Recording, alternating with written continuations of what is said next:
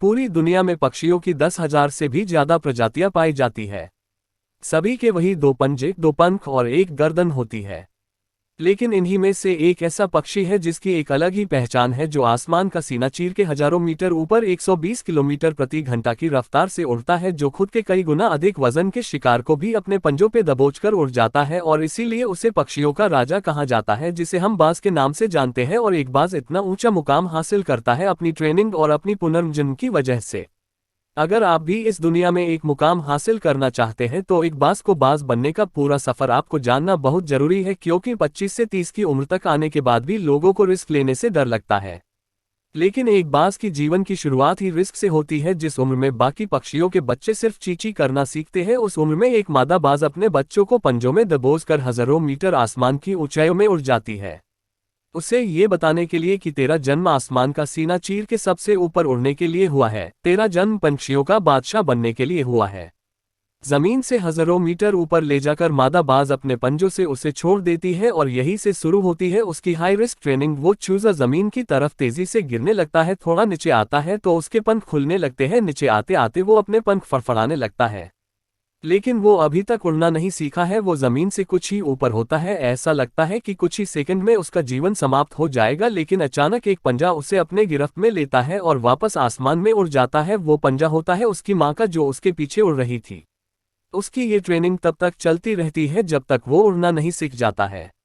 इतनी high risk training होने के बाद इस दुनिया को एक बाज मिलता है। बारिश के वक्त जब सारे पक्षी आश्रय की तलाश करते हैं, तब यही बाज उसी बारिश में आसमान को चीरते हुए ऊपर निकल जाता है और बादल से कहता है, तू बरस ले, कितना बरसेगा, और फिर नीचे आकर चैलेंज करता है।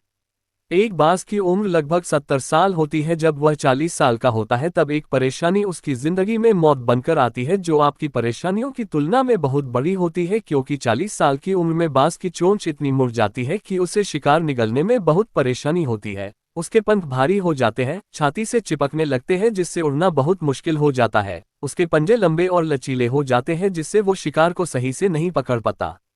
अब उस बाज के पास सिर्फ 3 रास्ते होते हैं। 1, वो अपने शरीर त्याग सकता है। 2, गिद्ध की तरह छोड़े हुए भोजन पे निर्भर हो जाए।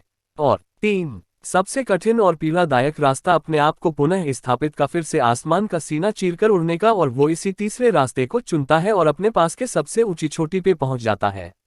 वहां पर अपना घोंसला बनाता है और फिर शुरू होता है परेशानियों को जड़ से उखाड़कर आसमान में उड़ने का सफर। वह अपनी चोंच को एक चट्टान पर मार मार कर तोड़ देता है, लहूलुहान हो जाता है और इंतजार करता है नई चोंच के आने का। उसके बाद अपनी नई चोंच से अपने पंजों को काट देता है और फिर इंतजार करता है नए पंजों के उगाने का। उसके बाद वह अपने एक एक पंख को अपने शरीर से अलग करता है और फिर इंतजार करता है नए पंख उगाने का, और इस प्रक्रिया में उसे समय लगता है पूरे 5 महीने का। इन 5 महीनों की कड़ी तपस्या से एक बाज का पुनः जन्म होता है। वो फिर से तैयार हो जाता है आसमान का सीना चीरकर उड़ने के लिए। जो 3 रास्ते बाज के पास थे, वही 3 रास्ते आपके पास होते हैं, लेकिन कुछ लोग पहले रास्ते को चुनते हैं और परेशानियों के तले दबकर सुसाइड कर लेते हैं।